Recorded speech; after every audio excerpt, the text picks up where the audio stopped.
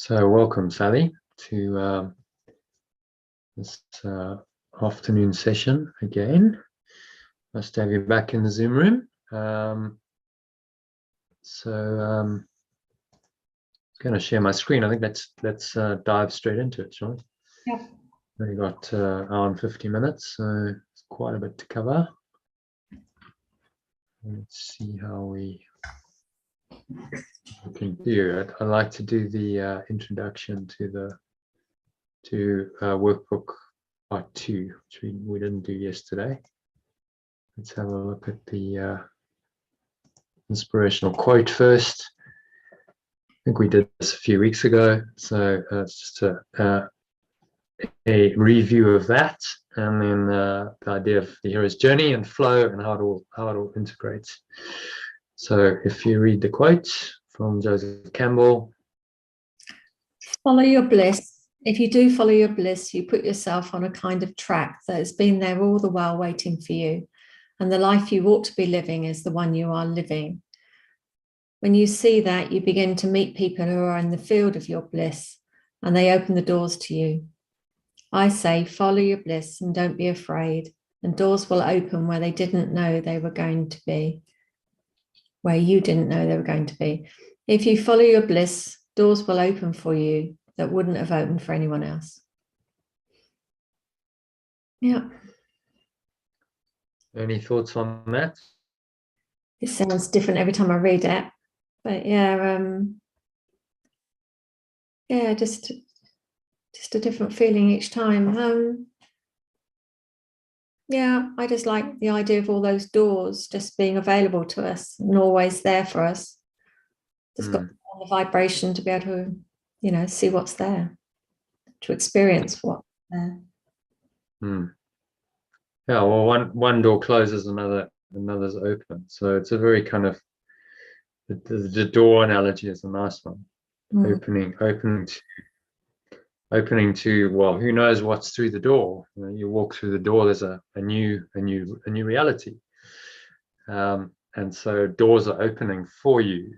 And this is what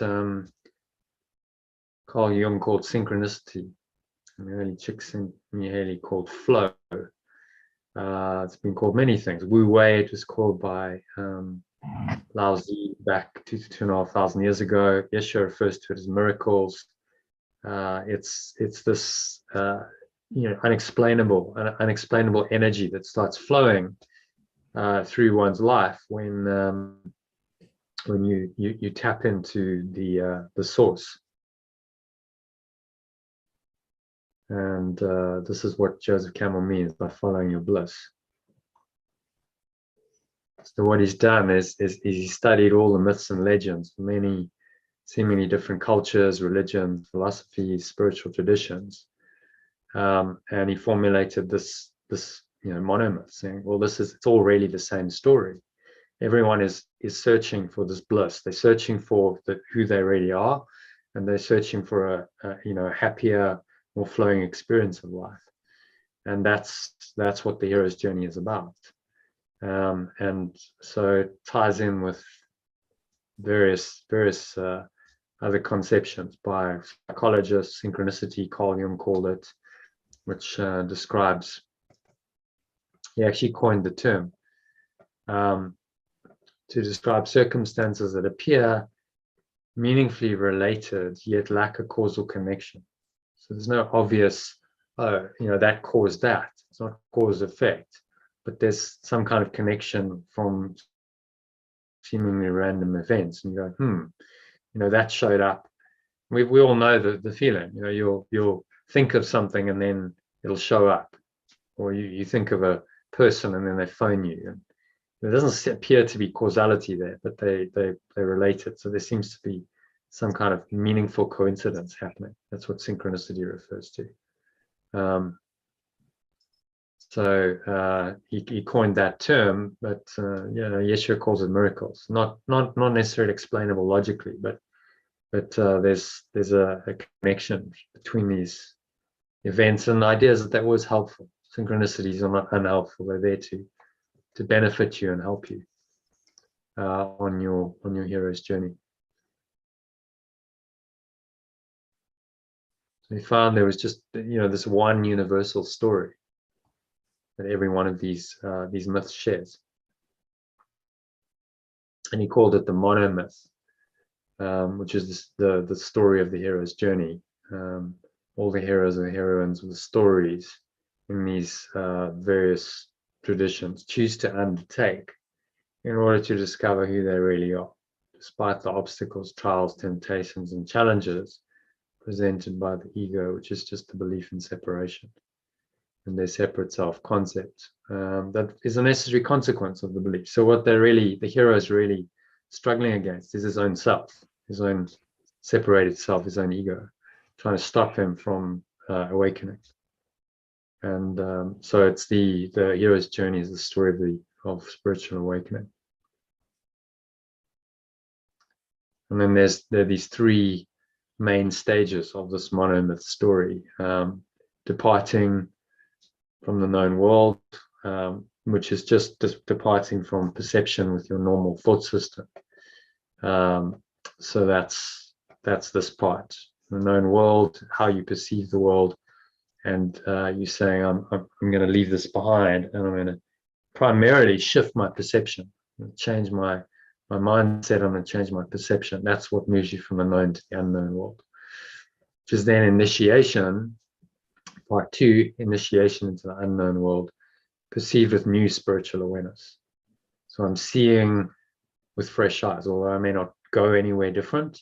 It may happen. You may go on a physical journey, but you see the world with new eyes. And there are all kinds of tests and trials and challenges and temptations that come up to test you. And what the ego is really trying to do is pull you back into the known world, into your sort of what has hitherto been your normal perception. And the hero's got to overcome that, overcome the challenges and temptations, the trials and the tribulations by letting them go. And there's always help and guidance on the way from mentors and helpers, which can come in many forms, not necessarily human form. We can get guidance from other dimensions, and often it shows up in the form of things like books and signposts and movies, and someone randomly just saying something in the street, and you go, oh well, that's confirmation. It's what I needed to hear. And so, but there's an initiation. This is your training program where you called on to really learn this new thought system and consolidate this new perception. So it becomes your default perception, which only happens once you've collapsed the separate self. That's the abyss, the death and the rebirth, leading to a revelation or a transformation where you really experience a different self. You know that old self is no longer you. You're reborn into a new self. So it's a death and a resurrection, transformation, and then a sense of at-one-ment. So you're now at one with who you really are, your one self or Christ self. And this is the return journey. So now you return to the known world with this enlightened perception, and you have gifts to bring, not physical gifts, but gifts of the spirit. So heightened awareness, true knowledge, wisdom, kindness, love, compassion, and so on, which you can then bring back to this known world and help others on their journey to take the same journey. And that seems to be the universal archetype across all these different cultures, religions, spiritual traditions, that this is what the heroes do.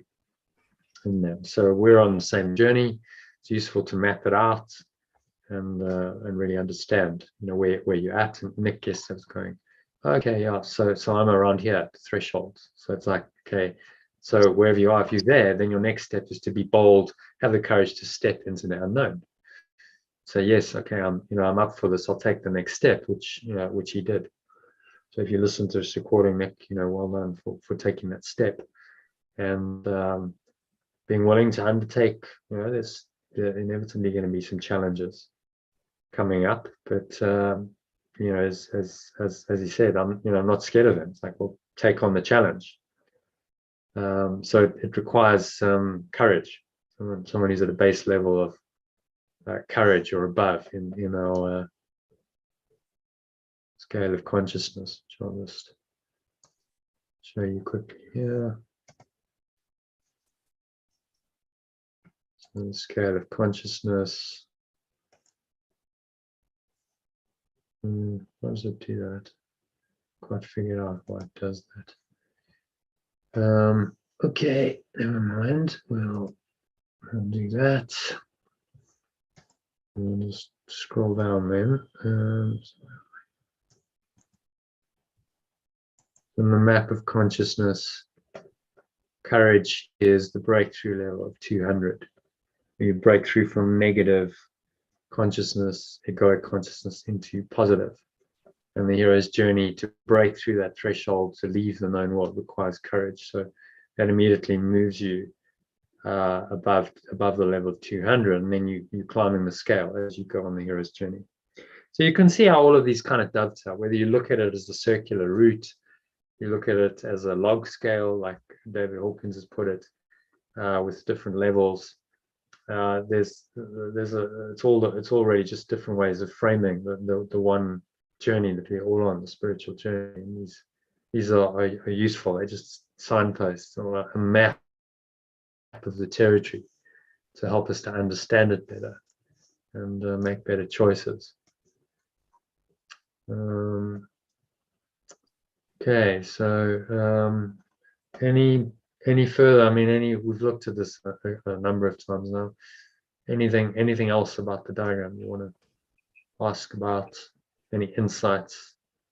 Well, what was just coming up for me was before I came across this more in-depth, of Course in Miracles journey, that the ego was a part of me that was preventing me awakening.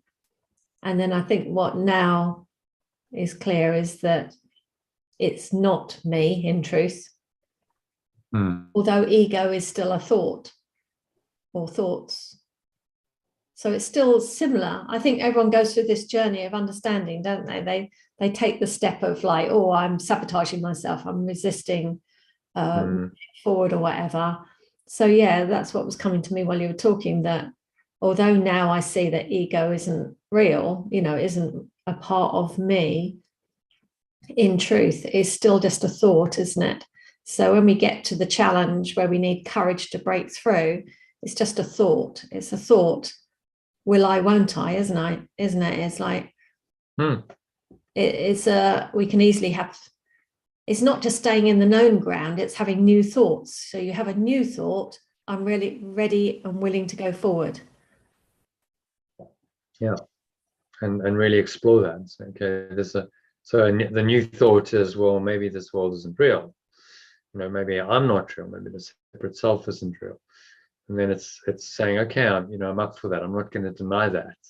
Scurry back into the seeming security of my known thought system. I'm willing to really explore this pretty radical alternative thought system that's any authentic spiritual teaching is proposing. But Yeshua doesn't mince his words. He's not couching anything in nice terms for us to try and maintain any kind of belief in the ego, saying this belief needs to go entirely.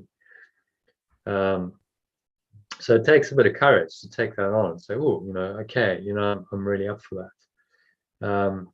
So minimum sort of level you need to get to break through the threshold is 200 or above to take on the journey. And then as you go, what you're actually doing is you're upgrading your level. So as you go through the hero's journey, you'll be systematically moving up these levels to higher and higher levels until eventually, once the separate self is dropped away on the return journey, you might be at peace or enlightenment. These really ineffable is a word that is used to describe, which basically means indescribable. Can't really describe what that is like as an experience. So the hero's journey is leading us to that experience of total enlightenment, knowing who we really are, and that we are this one self. God is our self. God is one. We are that presence of pure formless awareness, and nothing else.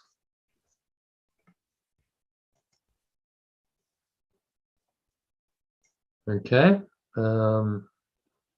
And then he breaks it down. I don't think we've really looked at this in detail, but if you look at all these movies that I've mentioned here that have been based on this 12-step expanded 12-step 12-phase process of the hero's journey. You can follow the plot lines, and you can see very clearly that they've based it on exactly this model.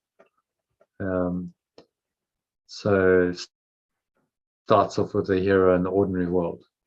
You see the first 5-10 minutes of a movie in the ordinary world, often not very happy. That's shown, and there's a call to adventure. So in the Matrix, let's talk about the Matrix. Neo's in his ordinary world. He's asleep at his desk.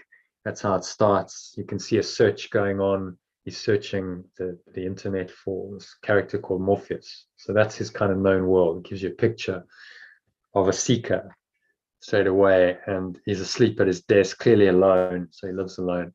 So that's his known world. And then there's literally a knock on the door. Well, Trinity hacks into his computer and says, wake up, Neo.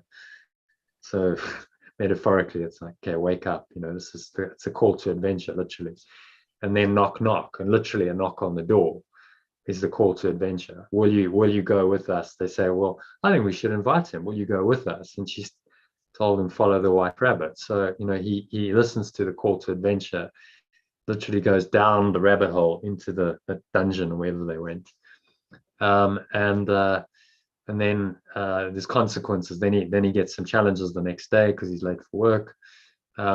And Morpheus calls him up and says, look, they're coming for you, but I'll help you escape. So he has to run away. And he says, right, you've got to go out the building and over the scaffolding. And then he refuses the call, if you remember. So why is this happening to me? I didn't ask for this. It was like, well, actually you did. You've been searching all the time. So that's very common, a refusal of the call.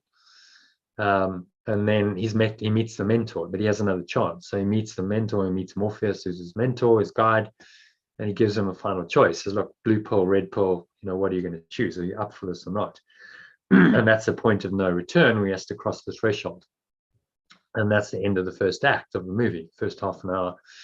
Then second act, he goes up into their ship, and now he's in a different environment, and he's got various tests he's got to pass. So he goes through his training. We have to fight Morpheus, and then he's got to do the jump, if you remember. And he's got allies, and Morpheus and Trinity and most of the crew are for him, but then he's got enemies who Cypher doesn't like him and is trying to sabotage him. Then he goes to see the Oracle, so he's approaching the inner cave. It's about self-knowledge. He says, know yourself. So that's in the movie, and then he has to go face the ordeal. She gives him a prophecy, which helps him to make the choices. He has to go through the ordeal of, first of all, saving Morpheus, and then he's got to fight his ego, which shows up in the form of Smith, and he's nearly killed.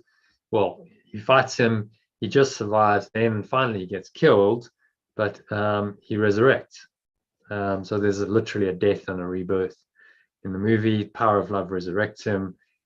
He comes back now into the end of the movie, comes back into the known world. He's in the Matrix, and he's making the phone call saying, I'm going to show these people what you don't want them to see. Saying, I'm going to bring the gifts that I've, the knowledge that I've gained into this world. I'm going to wake people up, which then is the return into the Matrix with this expanded awareness and enlightened knowledge. So that's a classic hero's journey, and you can see it in all those other movies. You look at Star Wars, Lord of the Rings, they're all modeled on this 12-step, 12-phase process.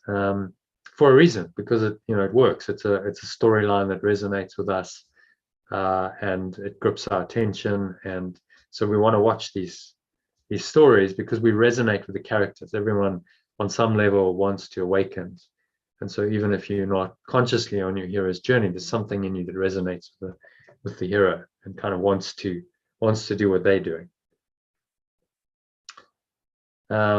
So if you want to do any background reading, that's you can read that bonus ebook that I put on there, which is the original Hero with 1,000 Faces. Very interesting, by Joseph Campbell, which is what all these Hollywood directors based their lives, their things on there. I think I'm in the wrong ones. I'm just going to get the right one going. I'm using an old version. Okay, so let's just go into there.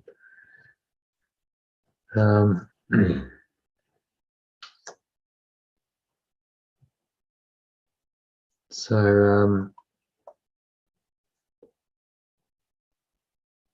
yeah, that takes us to today's lesson. I think before we do that, let's just have a look at the introduction to part 2, which we skipped yesterday. We've got a bit more time today, if you're okay with that. So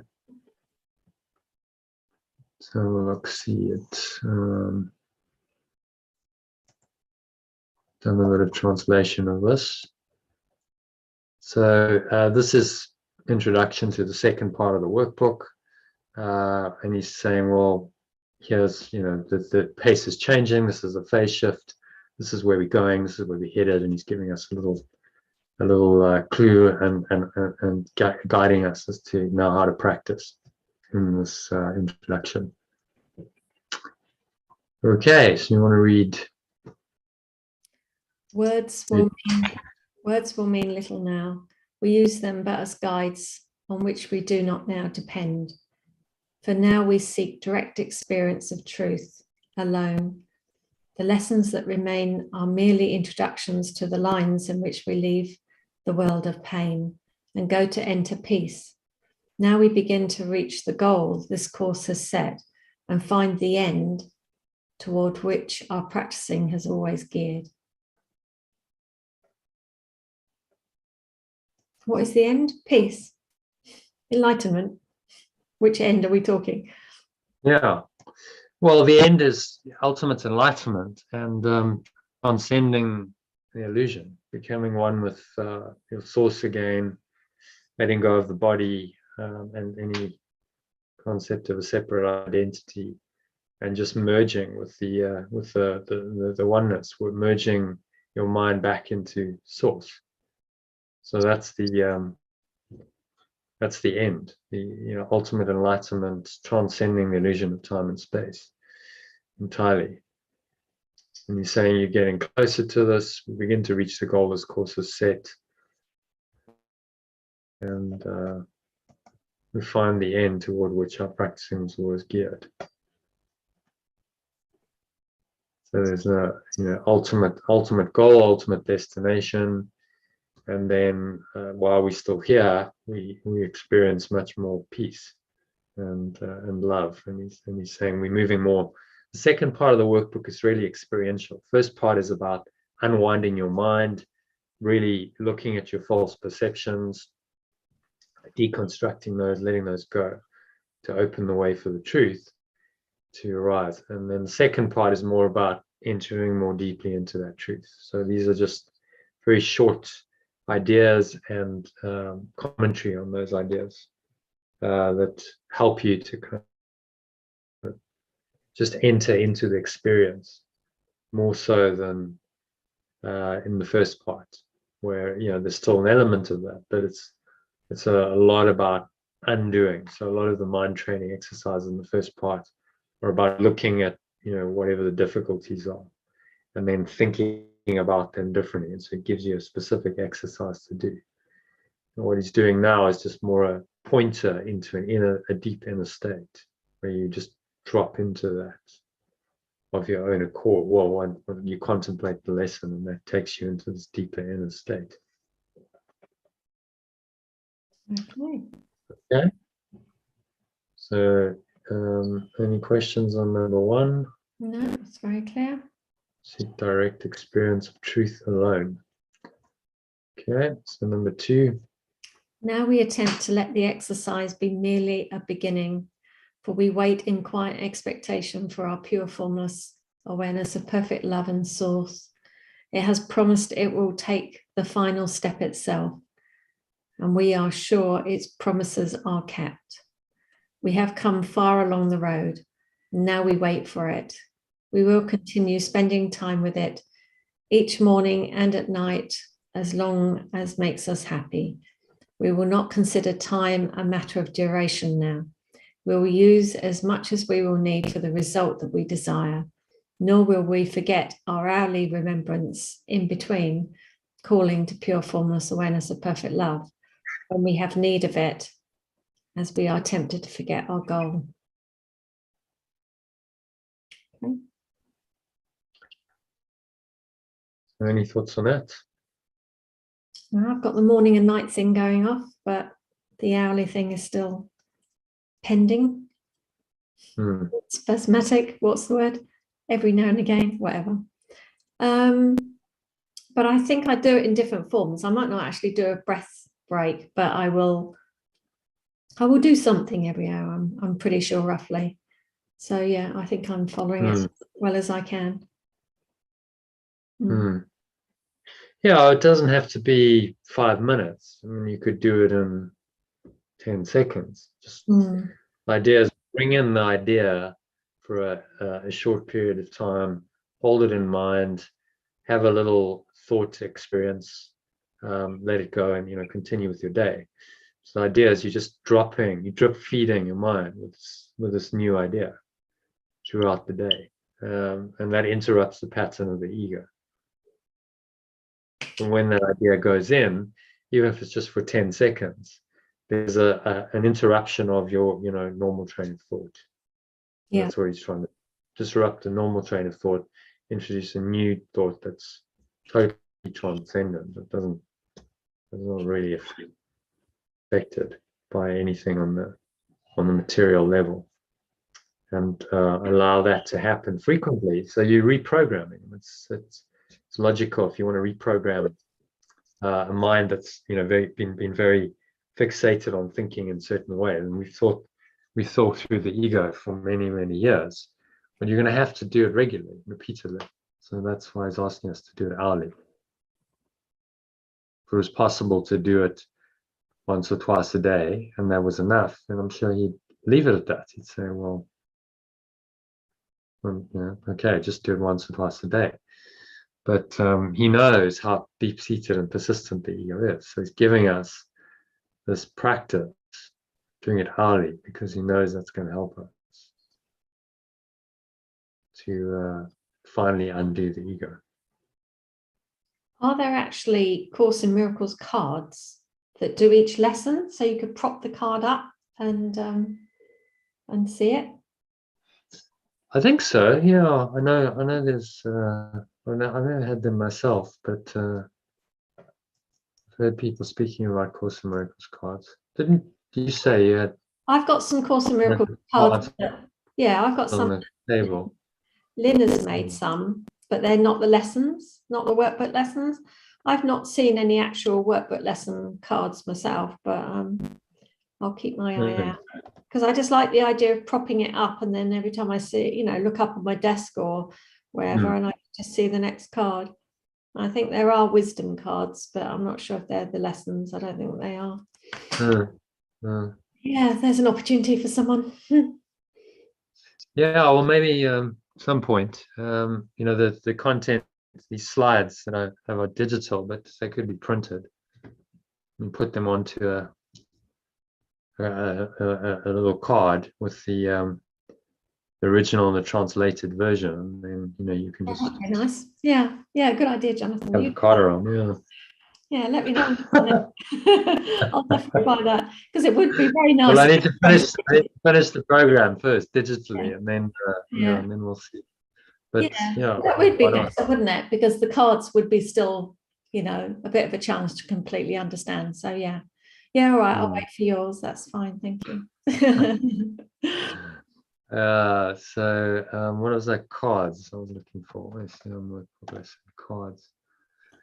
Course in Miracles, lesson of the day, meditation, web edition. Yeah, interesting. Journey through the workbook, Course in Miracles. Wonder if anyone's done it. 50 card deck. 50 card deck of lessons, and that's not the whole thing. It's only 50 No, you'd need cards. 365, wouldn't you? Yeah. Holy Yeah, Journal of Miracle. just feels like that's what I'd like. Yeah. I do write them down on pieces of paper and prop them up in various places, but yeah.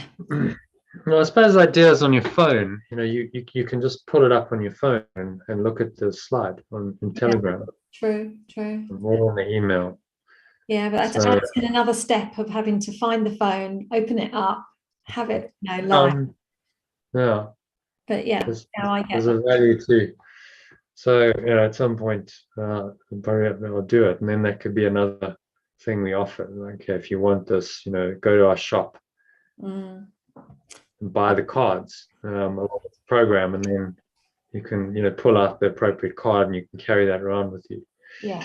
And it has the compilation as well. And, something else maybe helpful on the back, maybe a little, the little thing I say of how to practice it, the little instructions I put in. Could put that on the back of the cards. Like, if you want to practice this, here's how you actually apply this. So many things can be done. Yeah. In time. So where are we? 222. All right. So he's just giving us some practical instructions, saying do it twice a day, in the morning and night. So the methodology makes sense. You're doing a longer period in the morning to set you up for the day, and you're topping yourself up every hour through the day to keep you in that heightened state. And then again in the evening, often the day can wear away some of our connection with source, so it's then to come back at the end of the day and just restore that. So what he's saying makes complete sense from a learning perspective, that you would structure something like this for maximum learning. It's immersion, because you're doing it every hour, even if it's just for a minute. Yeah. Okay, number 3. Okay, I've got a plan in my head now. I've got these little cards, these coloured cards, and I'm going to write on one side the classical lesson of the day and yours on the other side.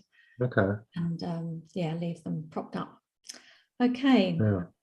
Number 3, we will continue with a central thought for all the days to come, and we will use that thought to introduce our times of rest and calm our minds at need. Yet we will not content ourselves with simple practicing in the remaining holy instants, which conclude the year that we have been given, pure formless awareness of perfect love. We say some simple words of welcome and expect our source to reveal itself as it has promised. We have called on it, and it has promised that its extension will not remain unanswered when it calls its name. Okay. So wholly aware moments. So the holy instant is a wholly aware moment. So when you say wholly aware, do you wholly aware moment? So do you mean like in the oneness for a moment? Yeah. Wholly aware is, okay, I'm aware of the pure formless awareness that's in me. I'm connected to it. And so my awareness is whole. It's not fragmented. I'm not thinking in time-space terms. I'm not thinking in separation terms.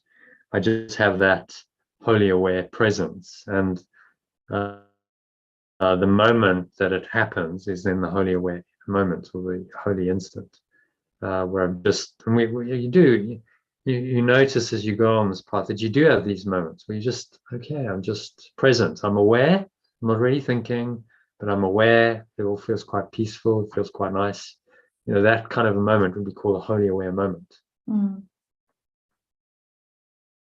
He's saying practice in these wholly aware moments, because in that, when the mind is clear, you've kind of blanked the slate. You can then bring in this whatever it is, the idea for the day, and it kind of, you're more receptive.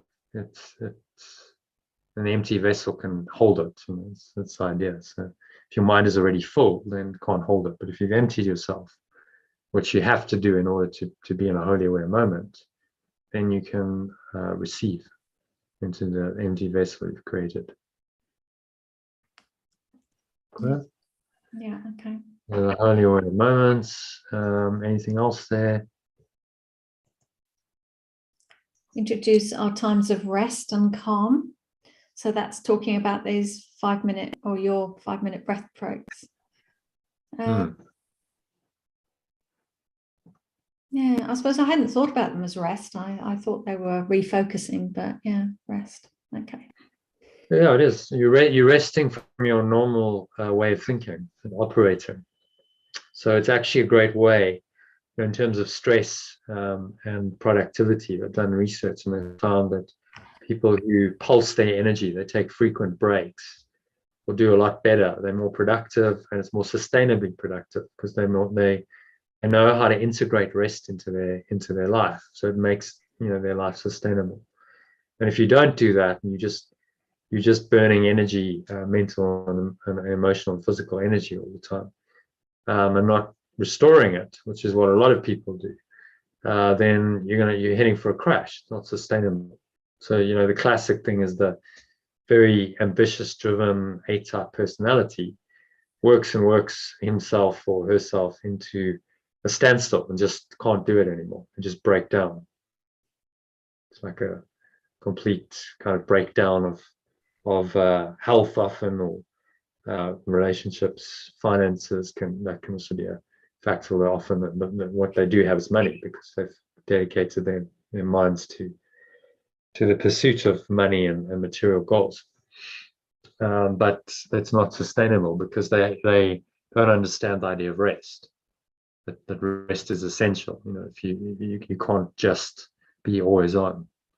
And so, you know, top performers in any arena, they know how to pulse their energy. So you're on, you're there, you're present, you're fully there, and then you take the time to rest. And often spend quite a lot of time resting. But when they go. They're very in the moment. They're very effective, and then they'll take the time to rest. So this is a way of just integrating it into your life. Saying, okay, I can do a longer rest period in the morning and evening, just to enter into this deep peace and deeply rest my mind.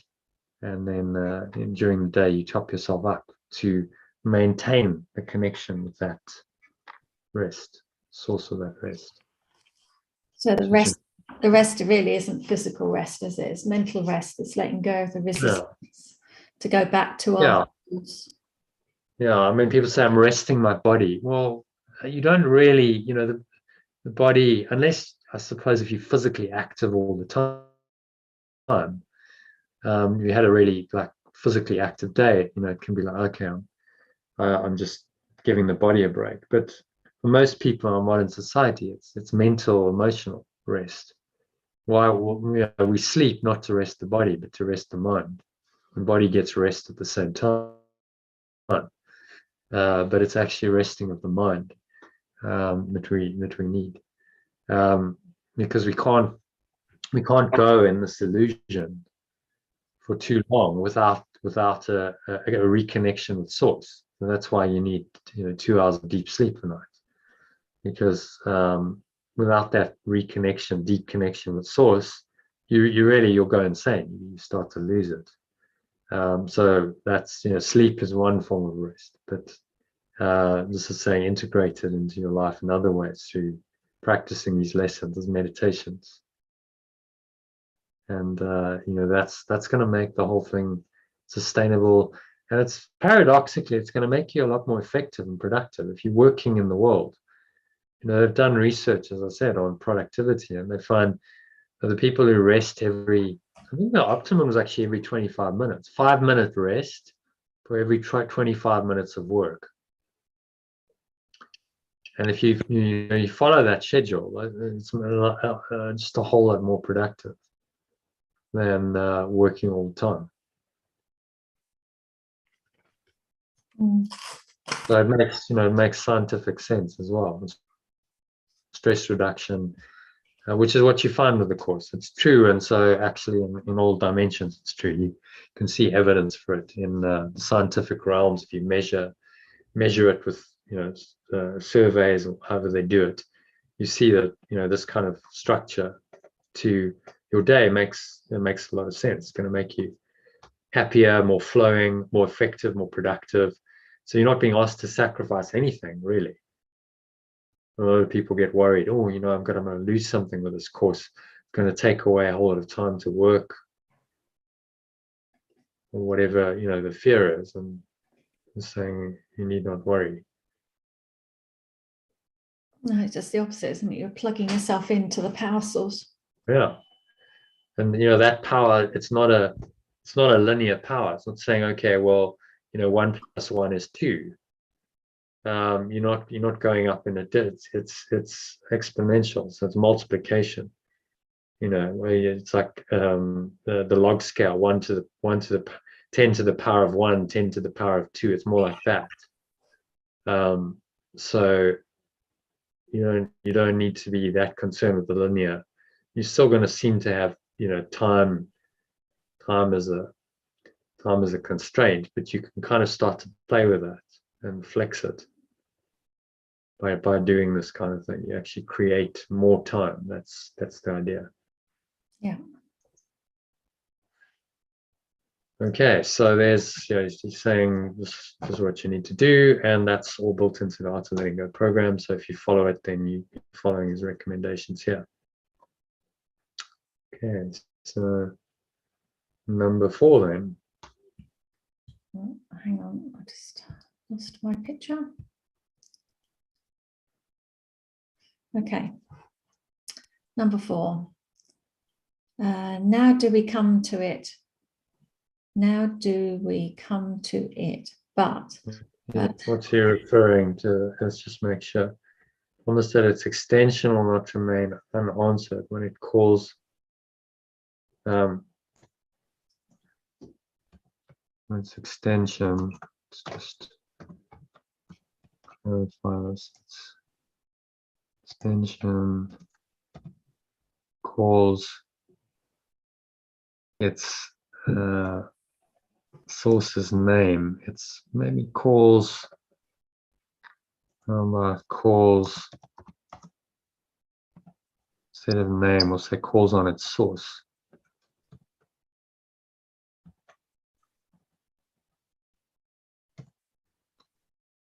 And then how do we come to it is the source to this source but its words upon our minds and hearts only. now do we come to this source with only its word upon our minds and hearts, and wait for it to take the step to us that it has told us through its voice it would not fail to take when we invited it. It has not left its extension in all its madness, nor betrayed its trust in us, in it, nor betrayed its trust in it. It has not left its it is the extension. Okay. This an extension of the source. And its word is, shall we translate that as message? Yeah. I mean, it's message upon our minds, or it's message in our minds and hearts. And wait for it, the source, to take the step to us that it has told us through its voice it would not fail to take. We invited it. So it takes this final step. Since God takes the final step to merge our minds with it. We don't have to worry about that. We just have to keep doing the spiritual mind training work to get us ready for that final step. Okay. It has not left its extension in all its madness, nor betrayed its trust in it. Has not its faithfulness earned it the invitation that it seeks to make us happy? We will offer it, and it will be accepted. So our times with it will now be spent. So our times with it will now be spent. We say the words of invitation that its voice suggests, and then we wait for it to come to us.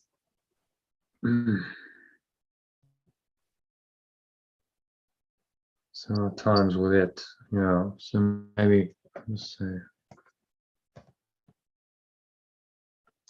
source again. Our source will now be spent. Say the words of invitation. Voice suggests.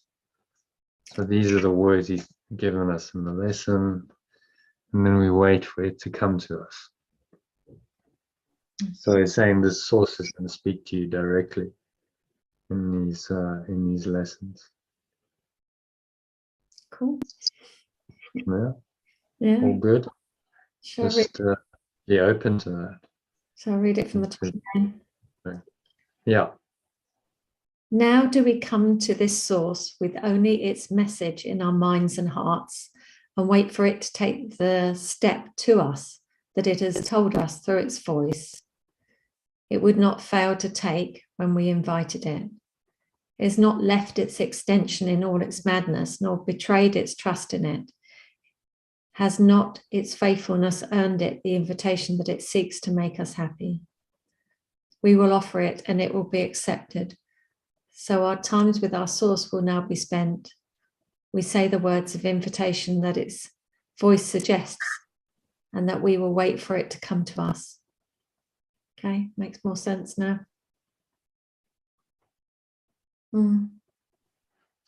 It's saying it's just another way of practicing. We're not trying to so much undo the ego in the second part. It's more just say read the idea, read the lesson, and just sit with it and let this awareness, expanded awareness arise of source come to you, and that comes as a feeling of peace. There's peace. There's not much thought. It's just a feeling, expanded feeling, a peaceful feeling. And he's saying, just invite this presence in, this source in. Maybe this source, this presence. Invite it in, and it's going to be there, and because it's your true nature, it's going to speak to you. You will get messages which can come as words, or you can just have a feeling. Do this, go there, help that person, which is designed to show you that you have the guidance. This voice is with you always and can guide you always, in all ways. Whatever situation arises, you can find a way to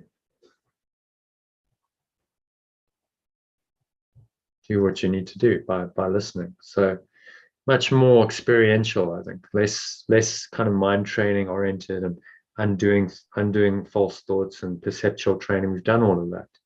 It's now saying just contemplate more. I'd say this is more like a contemplative meditation. So you're just going to contemplate, you're going to focus on the one idea, and you're going to allow that concentrated focus to take you into a deeper kind of meditation where you start to feel the oneness, and the source speaks to you, and you might get insights and you might get words coming to mind, but you're actually starting to experience what it feels like.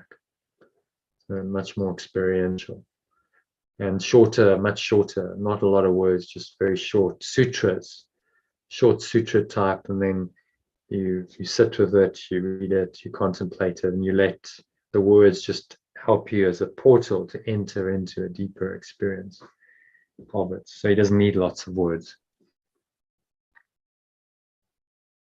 Good. How have you found it so far? Just like practicing the lessons for the last couple of days? I definitely like less words. I definitely feel a calling over the last couple of days to have stillness and just be in the quiet. It doesn't need to take long either, does it? You know, even 30 seconds of stillness is really profound. Yeah, if you can really go into stillness and quiet your mind completely for that 30 seconds, it's a holy instant. You've just gone into eternity. You've refreshed your mind. You can have deep rest. Profound insights can come in during the time or afterwards. Often I find if you really empty your mind and you're in a kind of a receptive state, then often you'll get ideas, and those kind of pop into your mind in the next few hours. Yeah. Okay, so happy to move on to number 5. Now is the time of prophecy fulfilled. Now are all ancient promises upheld and kept fully. No step remains for time to separate from its accomplishment. For now we cannot fail. Sit quietly and wait upon your source. It has willed to come to you when you have recognized it is your will. It is your will it do so. And you could have never come this far unless you saw, however dimly, that it is your will. So we'll just make it simplified. Recognize you want it. And want it to do so.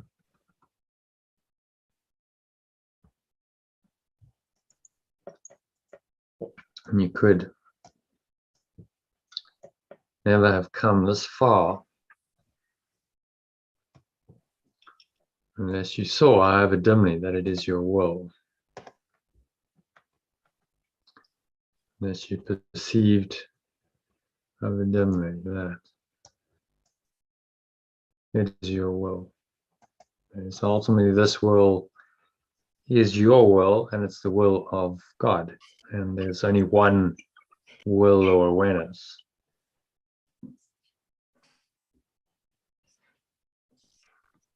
So we perceive that. Now, any thoughts on number 5? I suppose I was having a thought like, did I really choose this? I mean, did I think that's where this was going? Not consciously. It was just a pull to do it. But I suppose underneath that pull to do it was that feeling that, I wanted to be connected with Source more deeply. Yeah, so we don't always, it's not explicit. We don't necessarily frame it in Course in Miracles language, but there's something that's calling us, to go on, to explore, to go on this spiritual journey, the hero's journey. And I think he's just trying to make it more conscious now. So 2/3 of the way into the workbook, he's now saying, okay, so let's just pause, take stock. This is where you're at in your mind training program. And this is the road ahead. We're now moving into much more shorter practice of the lessons, experiential practice. Really, you want to just experience this source for yourself in these lessons. Use the words as pointers into that experience, and let go of it having to look a certain way.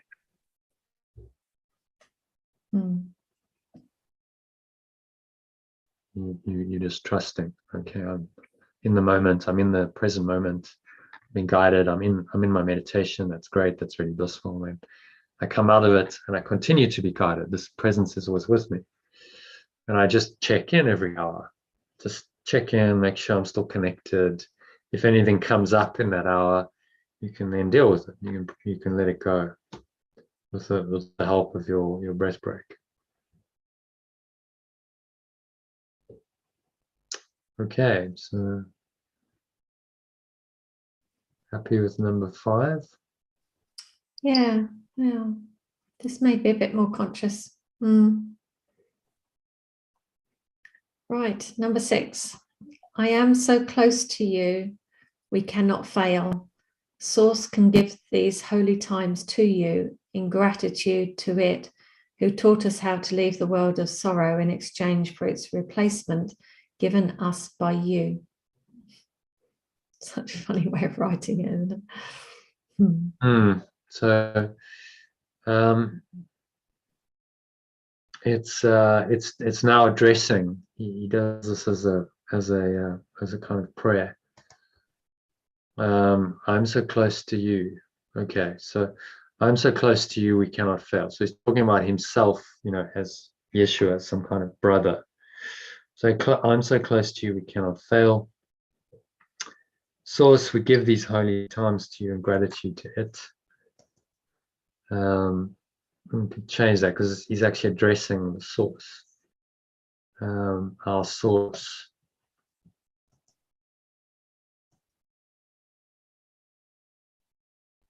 How about we just change that? We say, because it doesn't really work. So we just say we give these many times to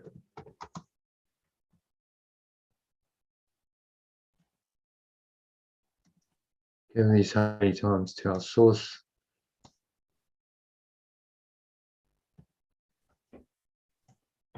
Gratitude to it. He taught us how to leave the world of sorrow, exchange for its replacement. Given to us by you.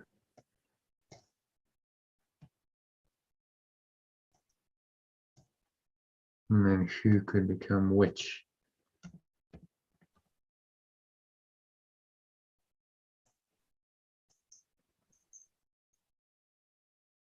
It which taught us gratitude to.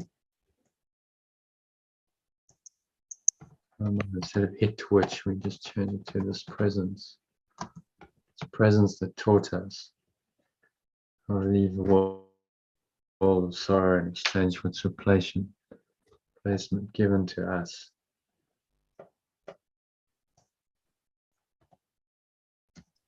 By it.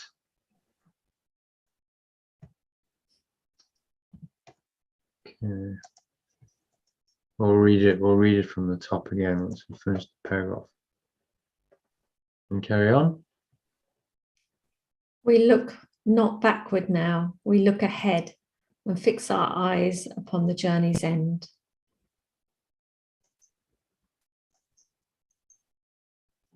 We do not look backward now. We look ahead and fix our eyes upon the journey's end. Accept these little gifts of thanks from us, as though Christ's vision, we behold a world beyond the one we made, and take that world to be the full replacement of our own.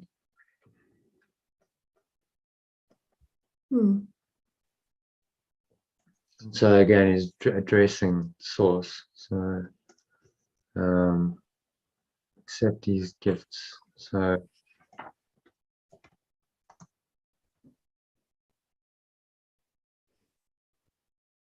you going to leave Christ? Are you going to put true self or oneself or something?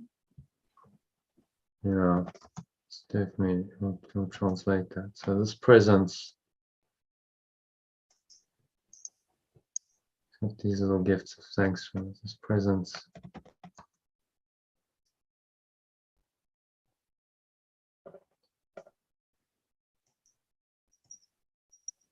This presence will accept these little gifts of thanks from us as through Christ's vision, through the vision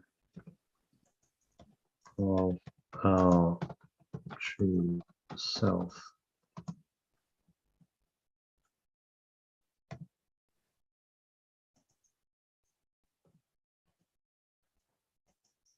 Behold the world beyond the one we made.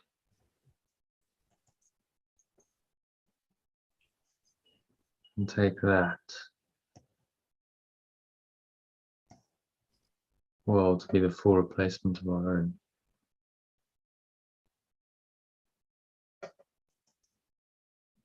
We behold, we perceive a world beyond the one we made and take that world to the vision of our true self. And perceive might be better.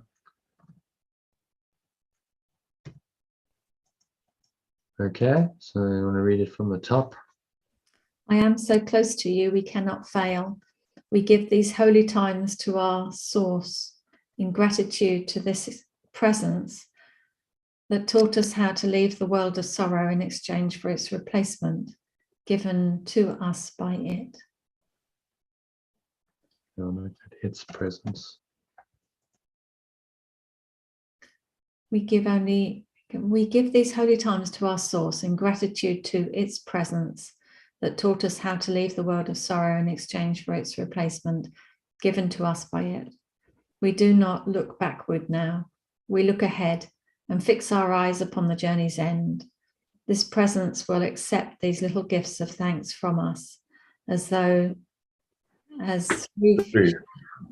through vision of our true self, we perceive a world beyond the one we made and make that world to be the full replacement of our own.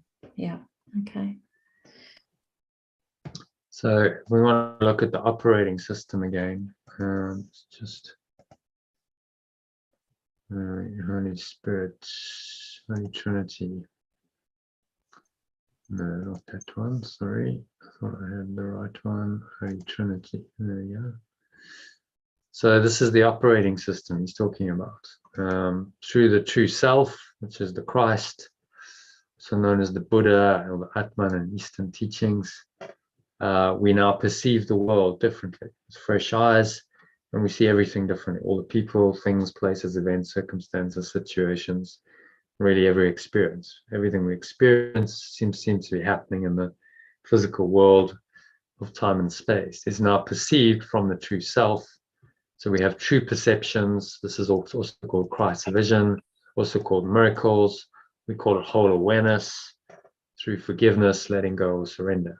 So through letting go of existing, false perceptions, we open our way to these true perceptions. And the one self, the Christ, the more we perceive that way, the more we will experience the feeling of, shall we say, pure formless awareness of perfect love arising in our mind, which is our source. That's who we really are. That more and more of that experience arises, and we start to see that really it's all the same presence. There's really just one thing going on. These are not multiple things, not three things really. These are just temporary learning devices in the dream to help us to learn our way out of separation. So we look at the Christ and we say, okay, there's a self-concept there. It's the highest self-concept you can possibly have, because beyond that, there's no self-concept in this space of pure formless awareness of perfect love. There's no separate self. There's only the awareness itself. But this is the kind of highest identity you can attain in this world, and still have some kind of physical form. Beyond this, you merge into this, and there's no distinction in heaven between the Father and the Son, between the source and extension. They are one. They are the same. Any distinction is an illusion. So there you can see he's talking about this operating system, can't you? The source, the self, and then the perception, which is the Holy Spirit. So Father, source, Son, true self, or Christ, and how Christ perceives the world is the Holy Spirit. Father, Son, and Holy Spirit working in tandem, all directed from the one source. It's all coming in a clear line from that through the Christ, just seemingly a separate entity, but isn't really, and into the perceptual world. Okay, so that's the Holy Trinity thought system. So any thoughts on number 6? I wonder if that's why Trinity was called Trinity in the Matrix. Of the Yeah. I'd not realized. Yeah. So think about it. So Morpheus was like the father, Neo was the son, and Trinity was like the go-between. She was trying to intermediate and give him messages. And she was the one who woke him up to the power of love. Said, love is all there is, remembrance of love. So it's all symbolic, very, very symbolic in that movie. The names, characters, it was all symbolic of deeper truths. Okay, so you want to read that from the top? I'm so close to you, we cannot fail. I'm so close to you, we cannot fail. We give these holy times to our source in gratitude to its presence that taught us how to leave the world of sorrow in exchange for its replacement given to us by it. We do not look backward now. We look ahead and fix our eyes upon the journey's end. This presence will accept these little gifts of thanks from us as though the vision of our true self. We perceive a world beyond the one we made and take that world to be the full replacement of our own. Yeah. No, through the vision, or not as though the vision, it's through the vision of our true self. I said that wrong before. It's through the vision of our true self. Through the vision, yeah. So if you look at this, you're saying, right, you've got source. Source is communicating directly with your true self, which then has these true perceptions of the world, which shows you a different world, shows you a world that now replaces. We perceive a world beyond the one we made and take that world to be the full replacement of our own. So we through changing our perception of this world, we see beyond this illusion of time and space into another world, another dimension. Perhaps this might be worth changing. Perceive a dimension, a reality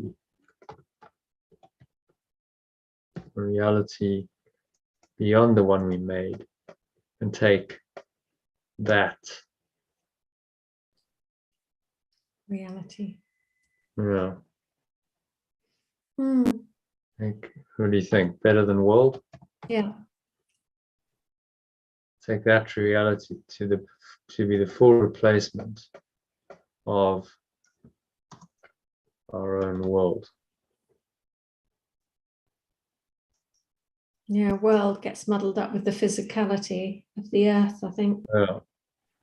Yeah, the world transcends. What he means is another reality. It's not really a world at all. So again, terminology can be confusing. And he talks about the real world. The real world is not heaven. The real world is this world perceived with Christ's vision. So it's an intermediate. It's we're still seemingly here, but we're just changing our perception. That's the real world. What he's pointing to here is a world totally beyond the one we made, another reality, in other words, or dimension.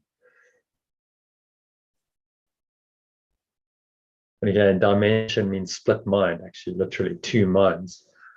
So it's not the best word to use. We perceive a reality, a singular reality beyond the one we made, and take that reality to be the full replacement of our own world. And that's what we're doing, yeah. And it's all directed towards, that's the ultimate goal. He says your ultimate goal, well, it's to experience that reality, to know that reality experientially, ultimately to surrender completely to that reality. So that's the only thing remaining in your mind. You are the pure formless awareness of perfect love. There's nothing else. And that's the totally enlightened state. When the body will just drop away, the body's not necessary then. Body drops away and you just merge into that reality. You are that reality. And there's no longer any need to attain anything. You already are there.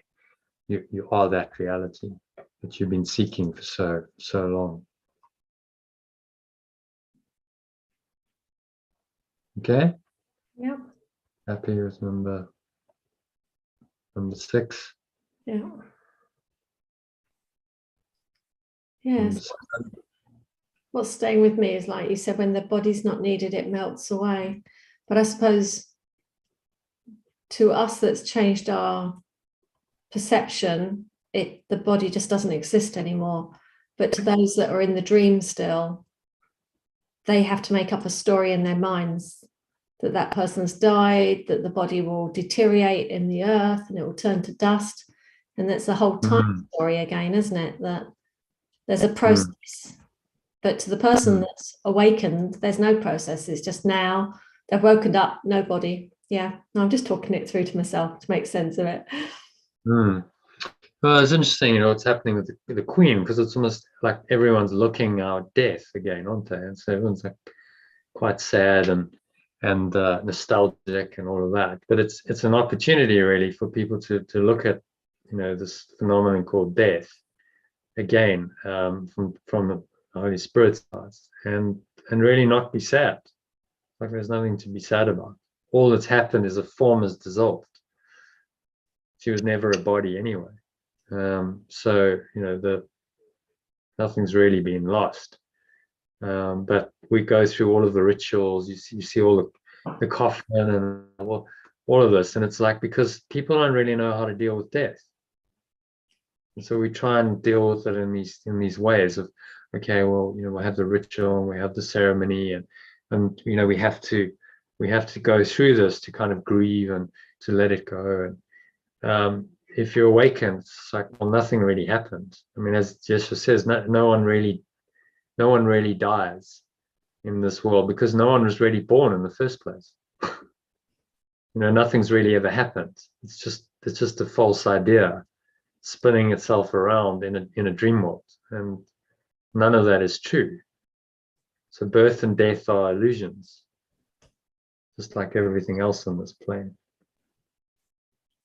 So it's an opportunity when something like this happens to look at your own beliefs again. So what do I really believe? Do I really believe in this, or actually I'm able to just let this go and collapse it into the nothingness it is? There's no birth, there's no death. So what's there to be sad about? Nothing ever really happened. And we tell that to the majority of the British population, they're probably quite offended. So, oh, you know, no, it's very important. But through the awakened mind, it's, well, yes, that's the truth. And she never really was the Queen to start with. There's no specialness in truth. So why is this one person, one body so special? I mean, why do we do that? There's people dying every day. Why this one person now gets this special? Doesn't make any sense from a spiritual perspective, does it? Just because she has the title of Queen. And then people attach, you see what they do then is project all of their own fears, hopes, desires, expectations onto that person. And really it's a conceptual identity. The Queen is a conceptual identity. That wasn't who she was. She played a role. And probably quite relieved to let it all go. I finally can just drop all that and I can just go back to source, and I don't have to be the Queen anymore and uphold all of this pomp and ceremony and all of this stuff. I can just be free, because it must have been quite a burden. Who knows? I mean, she didn't write an autobiography. Queens don't do that, do they? So there's all these kind of rules, aren't there? So like what you can do and what you can't do, and in some ways a very constricted life because of all the, you know, the formality that went along with the role. And now she's free of that. And almost certainly won't be Queen in her next life. She has another life. Okay, I've done that. Next time you'll be a pauper or a prime minister. That would be a good one. Become a prime minister next time. See it from the other side. That's how the ego works. Okay, so happy with, where are we? We read number 7. I think so. Don't know where we are, what planet we're on, no idea. I think we've done number 6, so let's move on to 7. Now we wait in silence. And now we wait in silence, unafraid and certain of your coming. We have sought to find our way by following the guide you sent to us. We did not know the way, but you did not forget us. And now we know that you will not forget us now. We ask but that your ancient promises be kept, which are your will to keep. So again, he's addressing this in the first person. We changed it, so maybe we should just change it. By following the guide, our source sent to us, which is the Holy Spirit. We did not know the way, but it did not forget us.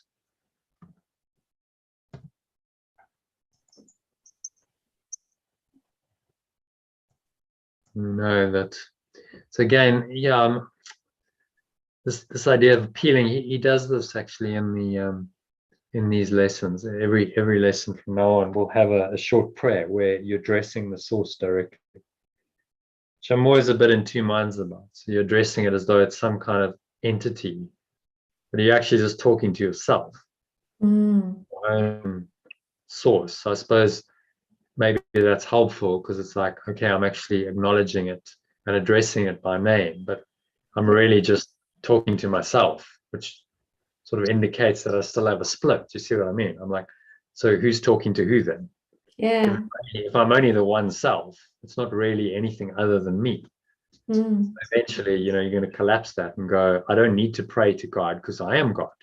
Yeah. I am that presence. And it's so clear in my mind. There's no separation from it. It's just, that's what I am. I am that I am, which is one of the first names of God. So it's a device, this prayer, praying to this presence to try and connect us with it and bring us closer to it. But ultimately needs to be let go of because it's, well, I am the present. I am that I am. I don't need to address it if that's what I am.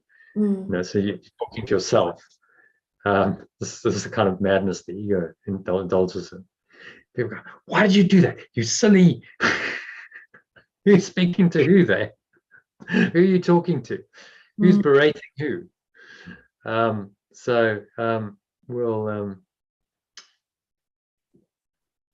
we know that it will not forget us. Now, the last bit that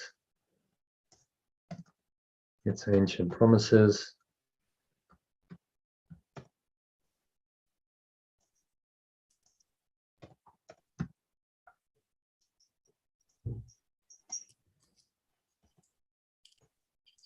Kept, which are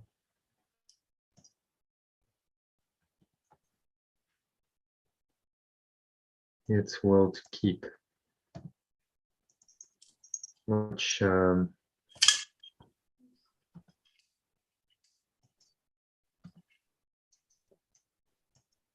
that to it wills to keep to make it simpler.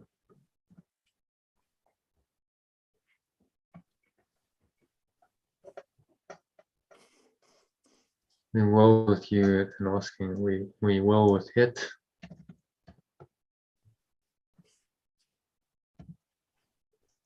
And asking us.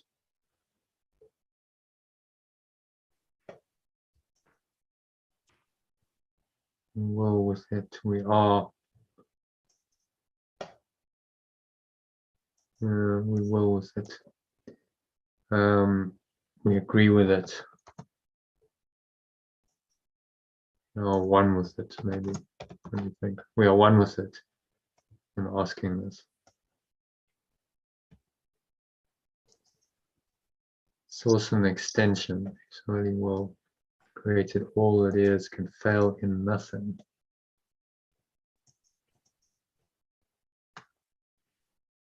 Holy will, who's what we call as pure formless awareness.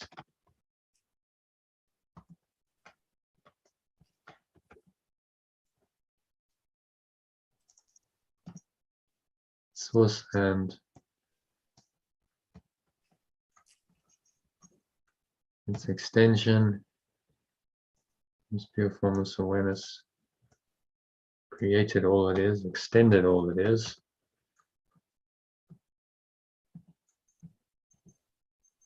Can fail in nothing.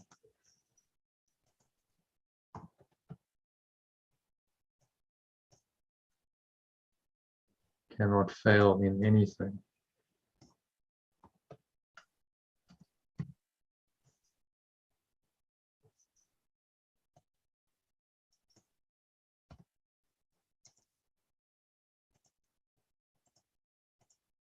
In the certainty, we undertake these last few steps to hit resting confidence upon its love. So it's perfect love, which will not fail. Extension calls to it. What do you think? Do you think it's better to, I mean, now we've done it, I don't really want to go undo it. It's better to not do the prayer in the actually addressing it. It does seem very difficult. We changed it previously. So. Yeah, it does seem very difficult when there's two parts, when, you know, in my mind, I'm one now. But. Yeah. Well, he's switching. He's like, so now he's talking in the one sense, and then he switches back. So we start upon the final, which we have spent together in search for truth and God, who is its one creator. So he switches from addressing God, source as a prayer, to then talking about it in the third person, from paragraph to paragraph, which I think possibly makes this a bit more difficult to understand. Mm. Okay. Yeah. Happy with that. I'm going to read it from the top. And now we wait in silence, unafraid and certain of your coming. We have sought to find our way by following the guide our source sent to us. We did not know the way, but it did not forget us. And we know that it will not forget us now. We ask only that its ancient promises be kept, which it wills to keep. We are the one with it in asking this. The source and its extension, whose pure formless awareness extended all that is, cannot fail in anything. In this certainty, we undertake these last few steps to it and rest in confidence upon its perfect love, which will not fail the extension who calls to it. Okay. Yeah. Any thoughts on that? No, it's good. No, it's easier now, having read it a couple of times. Makes sense. Yeah. It just gives it to us from different angles, doesn't it? And so, okay. Yeah, and so we start upon the final part of this one holy year, which we have spent together in the search for truth and pure formless awareness of perfect love, who is its one source. We have found the way he chooses for us. Make that it. We have found the way it chose for us and made the choice to follow it as it would have us go. Its hand has held us up. Its thoughts have lit the darkness of our minds. Its love has called to us increasingly since time began.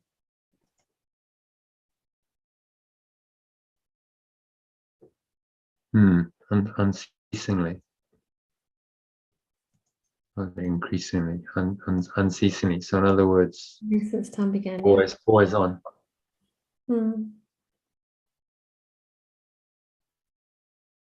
Its hand has held us up.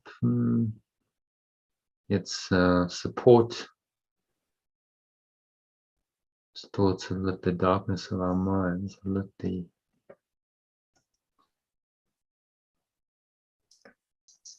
limited awareness. Yeah, have spelled the limited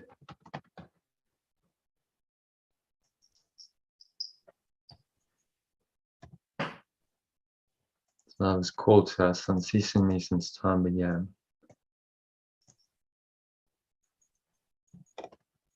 Its hand, its support, maybe, has held us up. I quite like the hand one because I had a vision once of being held in the hand, but We'll keep the imagery then. Hand has held us up because it is just imagery. It's like if it's helpful, you keep the image. Okay, any thoughts on number 8? No, it's all good. Nothing coming up.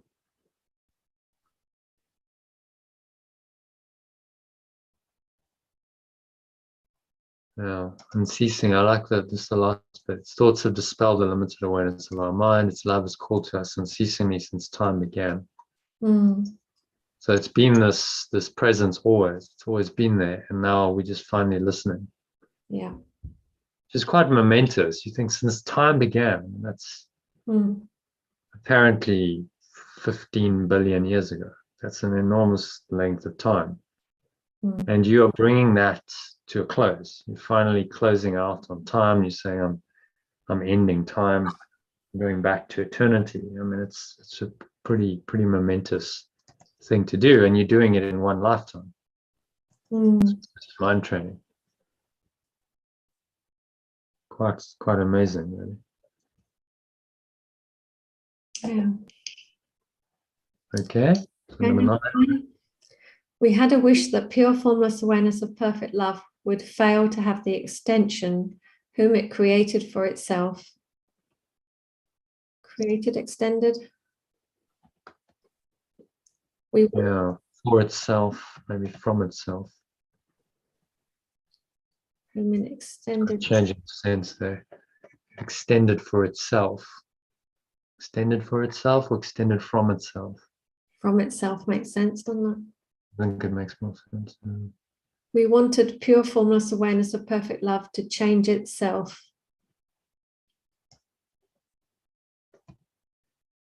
Did we? Yeah.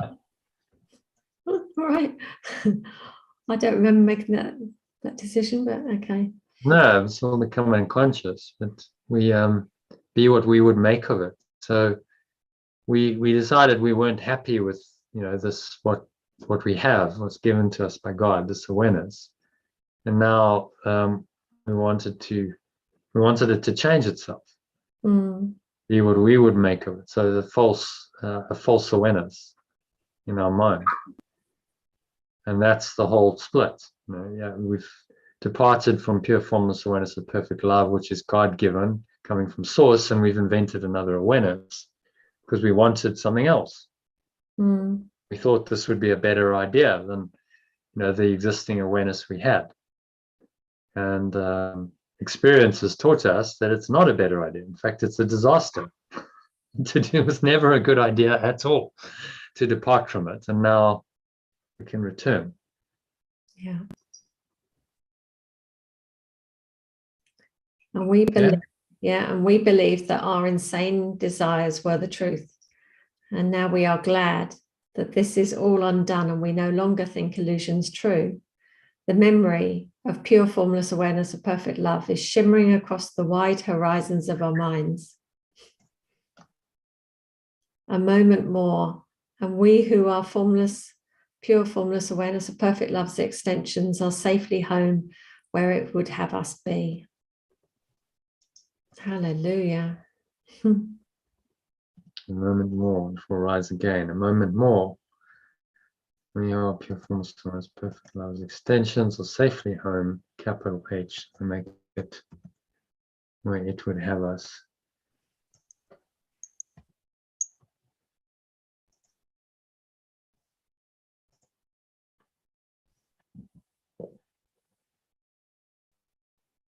Where it would have us be. So he's again giving us, just access to the final outcome, saying moment. Well, that moment will play out over the rest of your life, but in time terms, I mean, it's a tiny tick of time. 20 years in all of time is nothing. 30 years, whatever, it's nothing. So, and the moment calls you into the present moment. Okay, a moment more. In this moment, I can experience this right now. I'm not delaying it and saying, oh well, it's only going to happen in the future. It's like he's asking us to practice experiencing it now through these lessons, which is where it wants us to be, in the awareness of pure formless awareness and perfect love.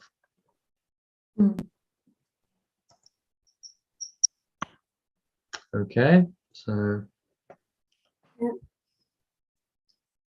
now is the need for practice almost done. Yay! For in this final section, we will come to understand that we need only to call to pure formless awareness of perfect love, and all temptations disappear. Instead of words, we need but feel its love. Instead of prayers, we need but call its name. Instead of judging, we need but be still and let all things be healed. We will accept the way perfect love's plan will end as we receive the way it started. Now it is complete. This year has brought us to eternity. Ooh, it's a nice one. Yeah, so again, he's giving us a view of the end, the final destinations, and this is where we're at. We take stock. We're on this journey. This is where we're going, and this is the end goal. So, in case you weren't aware of where he's leading, you know exactly where he's leading. This has brought us to the acceptance of eternity. And you simply exist in this eternal oneness forever. We need only call its name.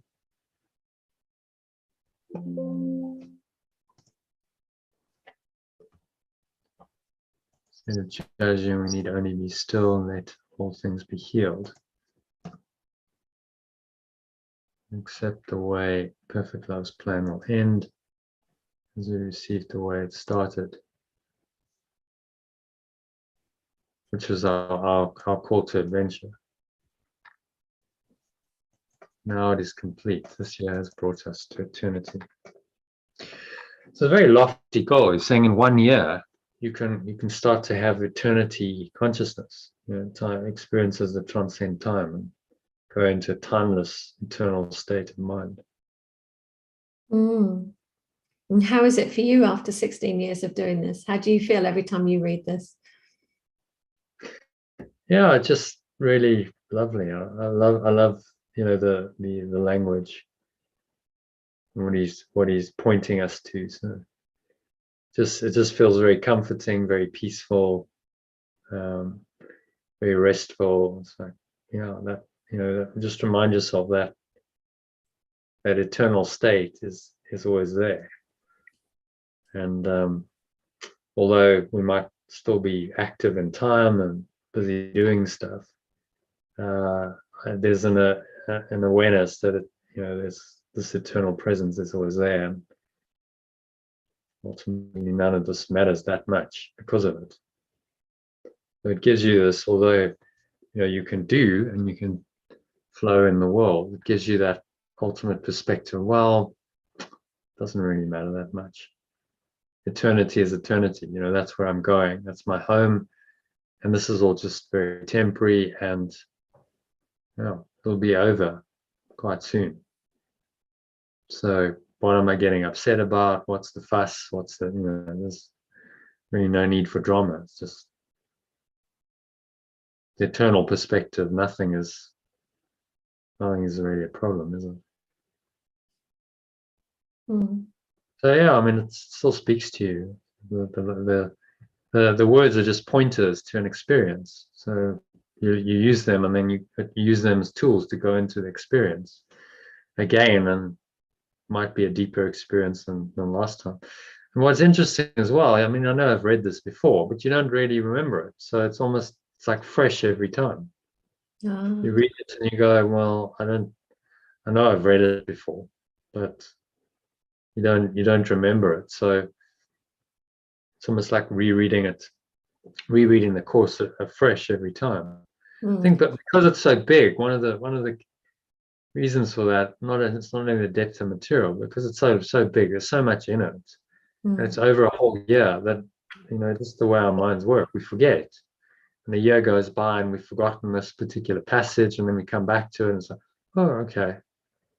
So it's fresh every time we do it, which is great.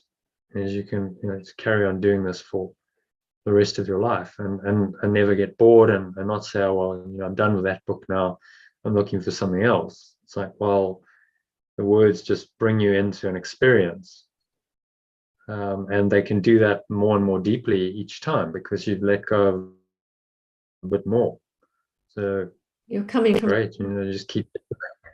You're coming from a different perspective every time, aren't you? You're a different person if you person each time. Yeah. So it's one of the hallmarks of authentic spiritual teaching. It's got these deeper levels of significance. So you go deeper into it, and you just don't get bored. It becomes even more revealing. If I think about 16 years ago, I first read the course. Nothing like the depth of understanding and feeling. It was just sort of quite surface level, and I was trying to penetrate through the language. And so the first time I read it isn't nearly as good as the 16th time I read it. It gets better with age, it seems, which is the hallmark of something with deeper significance. So you can carry on for the rest of your life doing this, and you'll get deeper insights and experiences, which is great. It means you don't really have to look anywhere else. I mean, there's other paths, there's other ways, and you're not saying those are wrong. You're just saying, well, I have my path, my way, and that's what works for me. And you can't practice all practices and everything, so you've got to choose what you're going to practice. So this is, for me, this is the way, this is the path, this is the practice, and you can just keep doing it for the rest of your time here. So the seeking is over. You found it. Okay, here's the answer. Really, all I need to do is practice this and go deeper into that answer. Have more of a deeper experience. I don't need to look anywhere else. The answer's right here. So you stop the spiritual seeking and you become a spiritual finder. And say, okay, well, I just want to experience that answer much more deeply. And that's then the goal of my practice, to deepen my experience of truth. Okay, so number 11, last paragraph. One further use for words we still retain. From time to time, instructions on a theme of special relevance will intersperse our daily lessons, and the periods of wordless, deep experience should come afterwards. These special thoughts should be reviewed each day, each one of them to be continued till the next is given you. They should be read slowly. They should be slowly read and thought about a little while, preceding one of the holy and blessed instants in the day. We give the first of these instructions now.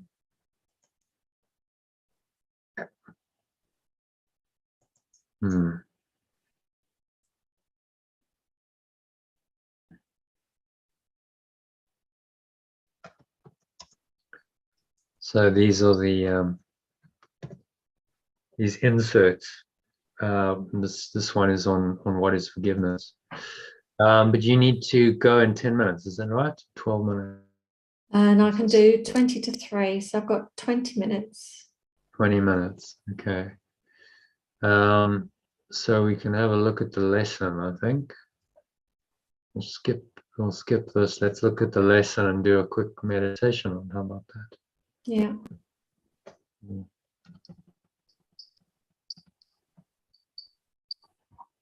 Okay, so lesson 222.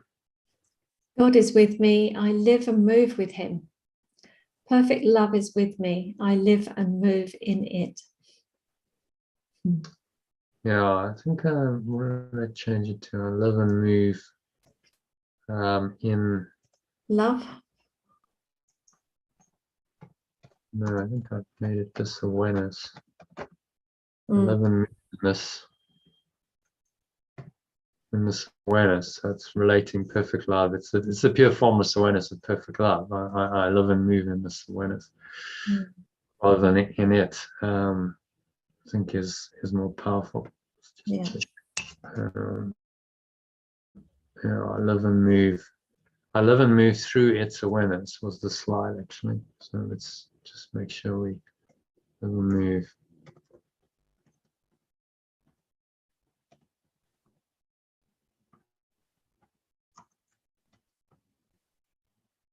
I live and move through its awareness. Perfect love is with, Perfect. which is quite nice. You know, God is with me. I live and move in Him, as opposed to perfect love is with me. His presence is with me. I live and move through its awareness. This awareness is always with me. That's what it's pointing me to.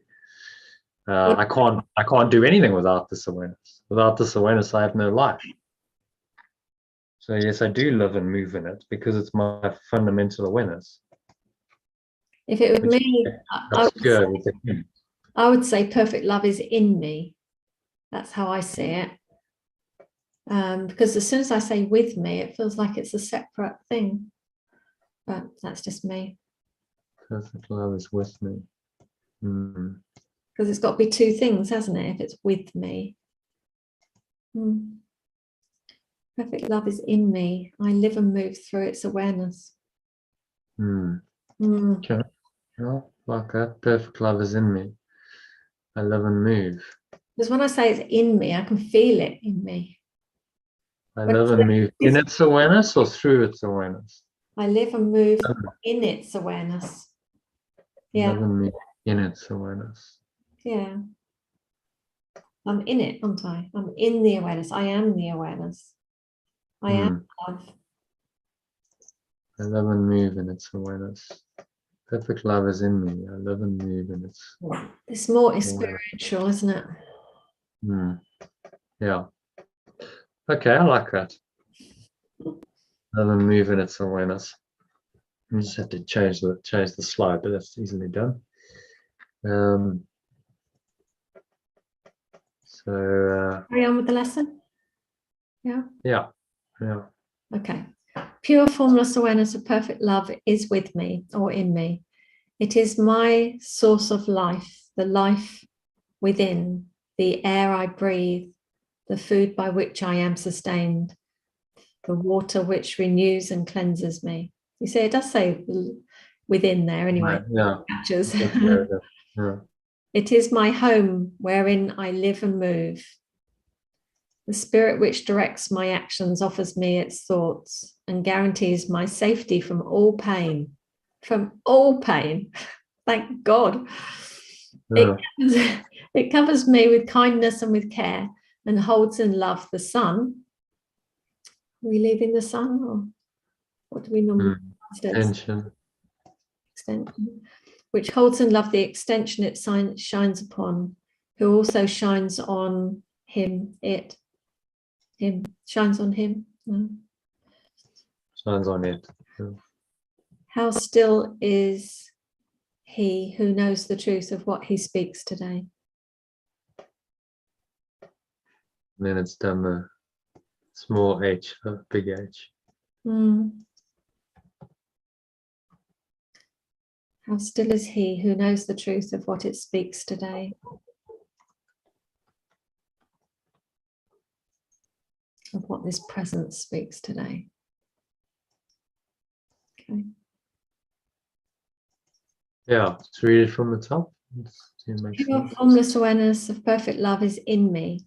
It is my source of life, the life within, the air I breathe, the food by which I am sustained, the water which renews and cleanses me. It is my home wherein I live and move. The source which directs my actions offers me its thoughts and guarantees my safety from all pain. It covers me with kindness and with care, and holds in love the extension it shines upon, who also shines on it. How still is he who knows the truth of what this presence speaks today.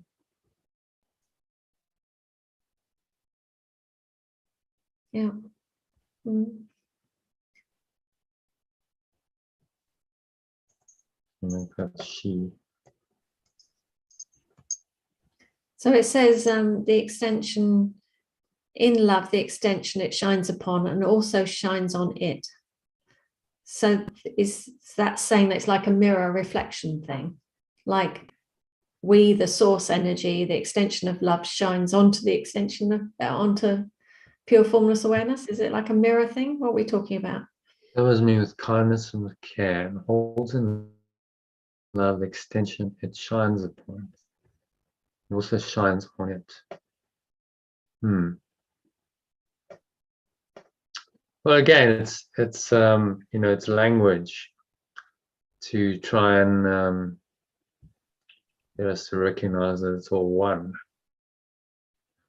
But in truth, in ultimate awareness, pure formless awareness of perfect love, there is no extension and no source. They are one. It's one awareness. So the language is just pointing us to that truth and helping us to realize it. So like in heaven, that's not, oh, okay, well, there's the extension and there's the source and the one's reflecting the other. Oh, there's two things now. No. It's not that. It's only one thing. It's one awareness. I guess the language is trying to kind of get us to see that. It also shines on it. We shine, the source shines on its extension, the extension shines on it. So which is which? They're shining on each other. Maybe they're the same. You see, it's that kind of. Yeah, that's good. It's just imagery playing with our minds to get us to start to accept its truth, that it's just one awareness. And in the end, it all collapses into one. So there's no sense of an extension and its source. In pure formless awareness of perfect love, there's only one awareness. We don't have, language isn't necessary because there's no separation. There's just one pure formless awareness of perfect love. So remember, the words are just pointers to get us from our seemingly separated state to believe and ultimately accept the truth of oneness, but they're just imagery and they're not actually true. Because no words are true, no imagery is true. It's just, they're just pointers to the ultimate truth, which is not, has no image, no form. Yeah. Okay, meditation time. Yeah, just the last one. Father, Source. Oh, that one. Father Source, we have no words except your name upon our lips and in our minds as we come quietly into your presence now and ask to rest with you in peace a while. I think maybe what we should do here is make this personalized. What do you think? Instead of we, my source, I have no words except your name upon my lips and in my mind. I think it's more powerful in the first person. Yeah. Because you're not unless I suppose you could do it as a group meditation, but generally you're going to be doing this on your own. And in my mind, as I come quietly into your presence now and ask to rest with you in peace a while. So again, calling on this presence in you with these few words to help you to drop into it and become aware of it. But don't get confused that the presence is something different from you. It's really just a way of accessing what's really, the truth of you, the I am presence. My source, I have to accept your name upon my lips and in my mind as I come quietly into your presence now and ask to rest with you in peace a while. Rested with me in peace a while. Come quietly into your presence. Ask to rest with you. I'm asking to rest with this presence, which you're addressing. So I can see what he's doing. It's kind of a device to say, okay, well, you're gonna say this little prayer to the source, and by saying the prayer, you're gonna open yourself up to the experience of it. You know, like to then drop in to it's like a request, really. Prayer is a request, saying, okay, this is what I'm choosing now. You're kind of setting an intention in this form of prayer, saying, yes, I choose peace now. Choosing to go into this deep peace and come quietly into the presence of this peace and rest in that. And so you get, you'll see he does this for the next 145 lessons. There's always a prayer where there's a part of it is in the third person, and then the next part is in the second person, we. But I think that let's change it to the first person because it's more powerful for all of them. Okay, so any thoughts on the lesson overall? No, it's all good.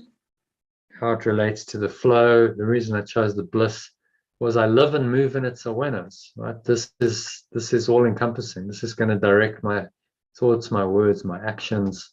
And so this awareness now becomes what's doing it. And I experience the bliss of surrendering to it and allowing it to do me. So you are the done through. You're not the doer, you're done through. And its awareness, this higher awareness, is guiding all of your thoughts and your words and your actions. And that's the true flow state, where the this presence of perfect love is really just directing you to speak and act in ways that are most helpful, most beneficial to its purpose, which is oneness. Its only purpose is to help people to transcend their sense of separation, and experience oneness.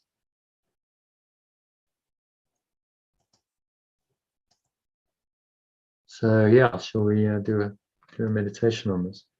Yeah. You've got 10 minutes. Yeah. What I'll do is I'll just log off at the end of it rather than speak. Is that's all right? I like to stay in the energy after a meditation. Yeah. I'm not rude. I just want to carry on from that point. Sure. So shall I make it just a 10-minute med? Yeah, that would be lovely. Thank you. All right. So making yourself comfortable, sitting with your feet shoulder width apart, back straight, cup your hands in your lap, close your eyes, and start off by taking a nice deep breath in through the nose. So breathing in, noticing how the stomach rises and the chest rises, and the subtle flow of air in through the nostrils. Just pausing at the top of the inhale, smile.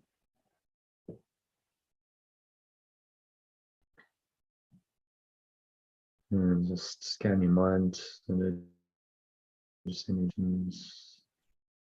any physical sensations going on, particularly if it feels negative, limiting, contracted, constricting in any way, shape, or form.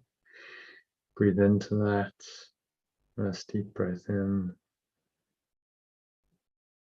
Imagine this lovely light, golden or white light, is flowing into every pore, every cell, every muscle of your body, every part of your mind, every fiber of your being. And the light.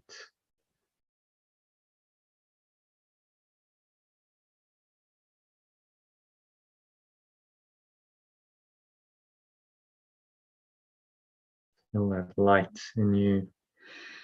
Breathe it in to every pore, every cell, every muscle, infusing body, mind, and soul. And then say, perfect love is in me. I live and move in its awareness.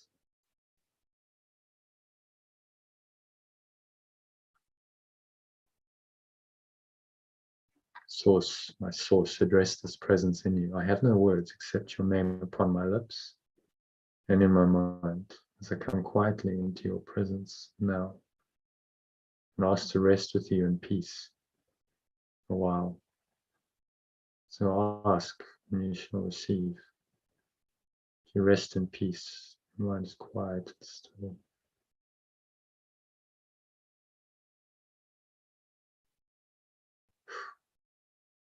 Exhale, just blow any dark thoughts outwards, letting them all go, the breeze of your breath, to the nothingness they really are. Going, gone. The stomach into the spine, expel the last remaining air out.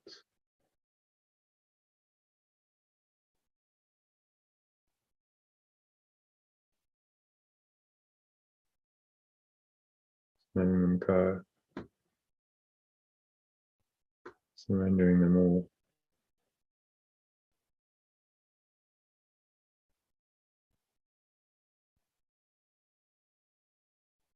Into the nothingness.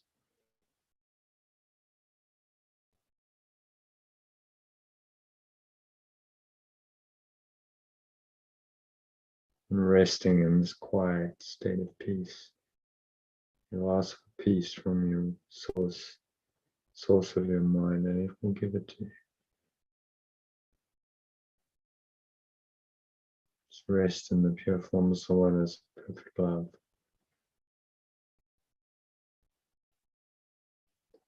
For a few moments, nothing else to do, nowhere else to go, nothing else to think about. Just breathe in and out through the nostrils, relax, and be still.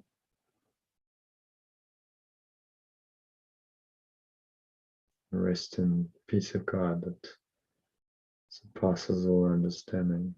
It's been called in the Bible for.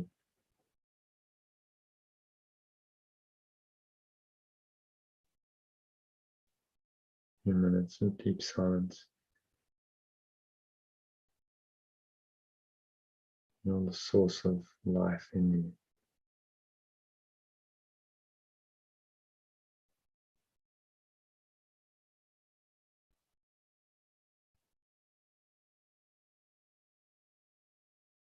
This is the same life essence that's in the air you breathe, the food you sustain by, the water which renews and cleanses you. This is it in pure spiritual form, the very essence of all of us.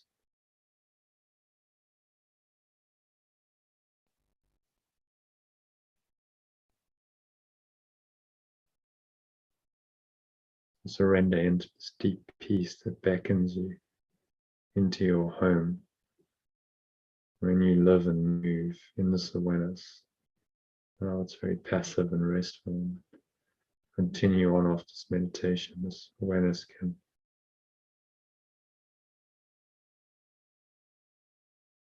guide you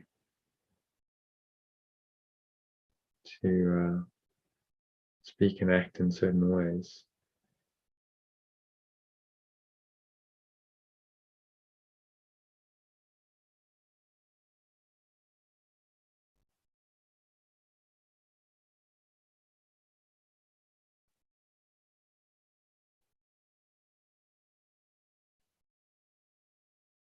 Any thoughts arise, just let them go.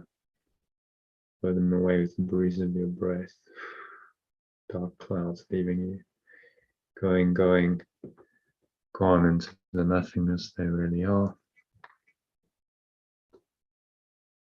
When you sink into the deep peace of the blue sky of your pure formless awareness, perfect love, let that perfect love shine through as a light in your awareness. And just rest. You need do nothing. Think nothing. For the next minutes of deep silence.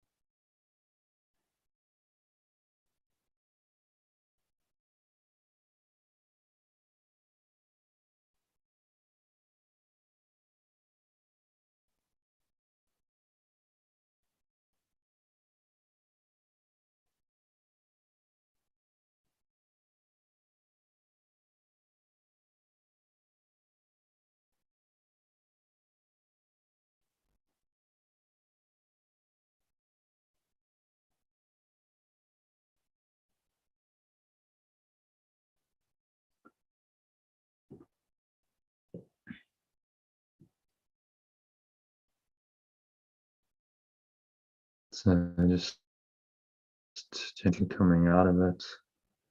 Count of 3, you're going to open your eyes. So 1, breathing in, noticing the stomach rise and the chest rise. So flow of air in through the nostrils.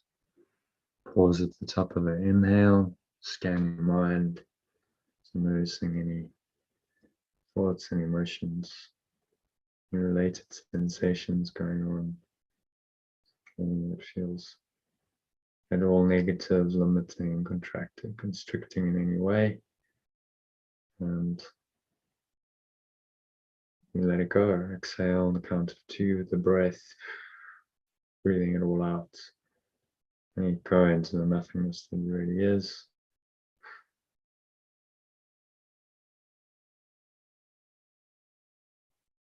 Dropping it away, releasing it. And resting in your formless awareness of perfect love for a few moments. At the bottom of the exhale, appreciate the peace and stillness that's there. And breathe in again.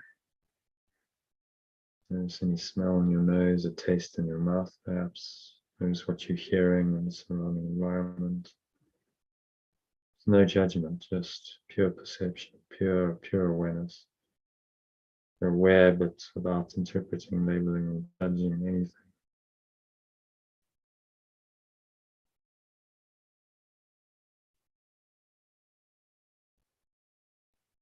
And so now on the count of 3, you can open your eyes and just take a minute to look around. Come back into this so-called reality. Visual sense is the most powerful. So some mind training for a minute. Just look around, notice the same awareness underlies all of your sense perceptions. If you look at any object for a few seconds, this peaceful awareness is there. And you move on, look at something else. Notice that it's the same awareness. If you're not naming and judging and labeling that object, the underlying awareness is identical. And so you teach yourself that this awareness is the truth, and what you perceive in the body's eyes and senses is not true and really can't cover over or sabotage the true pure formless awareness, perfect love and the peace that brings you. So brings us to the end of the meditation. Wish you a very peaceful afternoon and evening. Practice well. Try and practice an hour using today's lesson. Sent you instructions to do that in under a minute, or if you have a bit more time, there's a 3-minute breath break you can listen to every hour, and then do one more longer meditation, longer practice period using the longer meditation I've sent you, and I'll send you another one, an evening meditation, which is 23 minutes you can listen to end off the day on this very peaceful note. So I hope this meditation has helped you to experience some of that deep peace, and you carry it with you for the rest of today. Thanks for joining the session. Thank you, Sally, for joining us, and namaste. Peace.